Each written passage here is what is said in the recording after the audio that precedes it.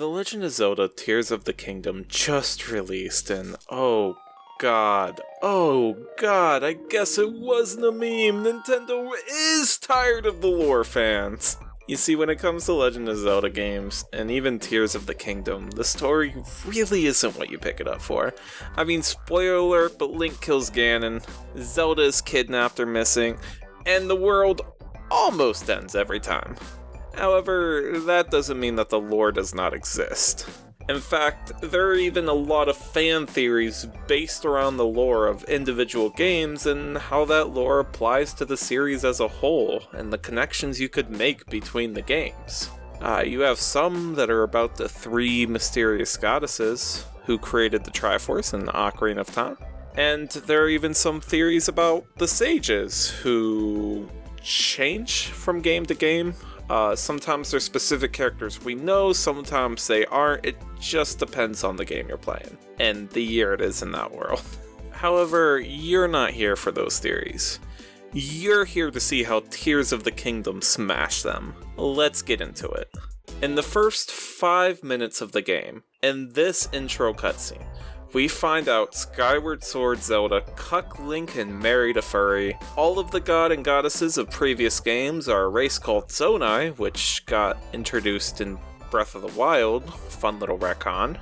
And the Zonai are a race of furry owls. We also find out that the Skyward Sword Islands had another secret island group above them, home to the Zonai. So yes, you heard that right. In Skyward Sword, there is the ground level where we would live, humans. Then you have the people in the sky, which were the Hylians. Those are the people that founded Hyrule Castle and the royal family and the entire kingdom of Hyrule. And then above them you had the Zonai, apparently.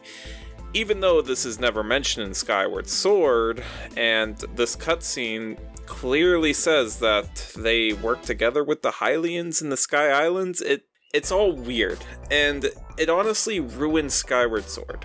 Because when you play Skyward Sword, a lot of the game focuses on the romance of Link and Zelda, but guess what?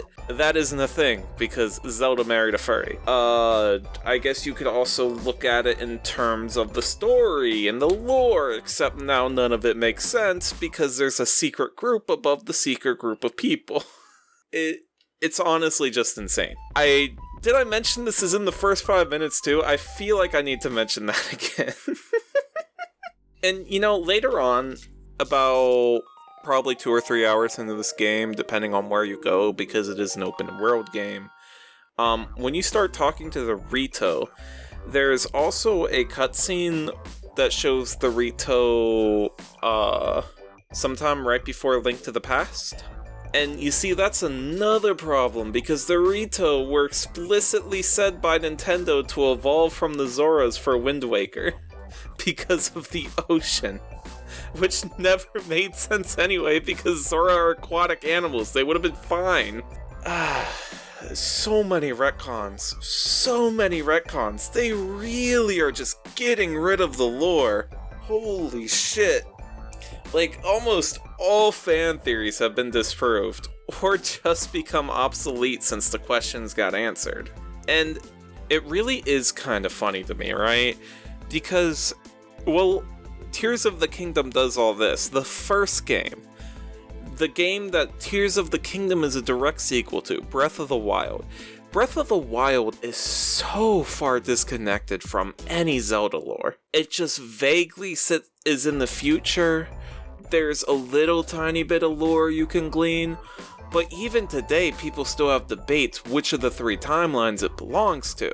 And then you have the sequel, which is so far up the ass of the series of lore that it just completely answers everything and leaves nothing for the mind.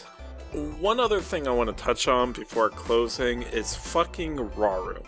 You see, Rauru was an old man in Ocarina of Time that gives you the light medallion. In Wind Waker, he was a fucking boat. In this game, it's revealed he is a shape-shifting owl god Zonai, and yes, he was the one that cucked Link after the events of Skyward Sword. And he has this smug fucking voice. And on top of having a smug fucking voice, he also loves to humble brag and make it worse. You see, in the tutorial, you go through 4 shrines to gather enough sacred light to open the Temple of Time. And yes, you heard that right, the Temple of Time. The one above the Sky Islands with the Zonai that we've never seen before. You see, all other Temple of Times were apparently fake. They were fake news. They weren't the real one. And on top of telling us that, Roru just casually mentions a little bit later that he made all the sacred power and stored it in the shrines you're going to collect. So, Roru created the Temple of Time and also sacred power, and he's also the first king. He sounds like an OC. He sounds like an OC do not steal, especially with how fucking smug he is. He is easily the most annoying part of this game. If Roru has one hater left in the entire world, it's fucking me, and that's where I'm leaving for today. Alright, tell me what you think about Roru, the lore, the reveals in the comments down below. This has been Reborn Pyro, signing out.